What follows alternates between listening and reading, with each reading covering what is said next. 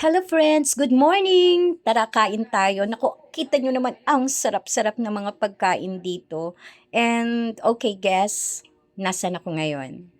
Well, of course, nandito ako ngayon sa Indonesia for a training. Tingnan nyo, ngayon ay lunchtime na at kailangan ko nang mamili ng aking kakainin. Although ito naman ay talagang catering, so lahat ay pwede mong kunin, rice, and of course, may soup. May mga pangalan nga bawat ulam para may idea lang tayo kung ano yung ating kinakain. Sa totoo lang, ang hirap mamili kasi lahat masasarap. Oh girl, wag kang ano dyan, naka-catering tayo. Lahat ay pwede mong tikman, kaso nga lang ako, dahil alam ko na karamihan sa pagkain na to dito ay maanghang, kasi dito sa Indonesia, mahilig sila sa maanghang. Kaya pipili lang tayo ng kaya ng ating dila. So meron ditong tea, coffee, at meron ditong mga pwedeng mga pang dessert. And ito, katulad niyan, gata yan eh. Ito, kung ano-anong meron. Parang mga traditional food nila. So, merong beans. And, of course, meron din silang pa-decorate. Gusto kong iuwi sa bahay yan. May pa-candle lighting pa.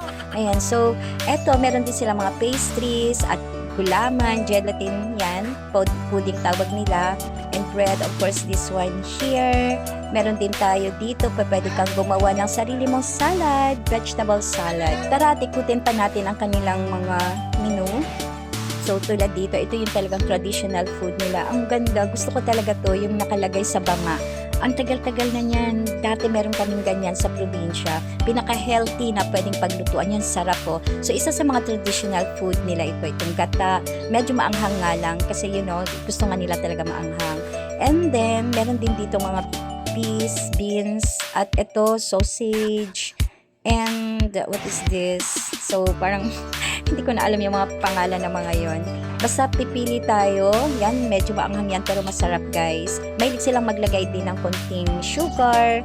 So, yun yung parang pinaka pang balanse nila sa anghang. Kaya kaya mo ang anghang. So, garlic rice. Ayan, ang sarap. And of course, the soup. Grabe, ang sarap niyan higupin. So, ngayon, may napili na ba kayo? Ako, actually, meron na akong naisip na mapipilit. So, let's go!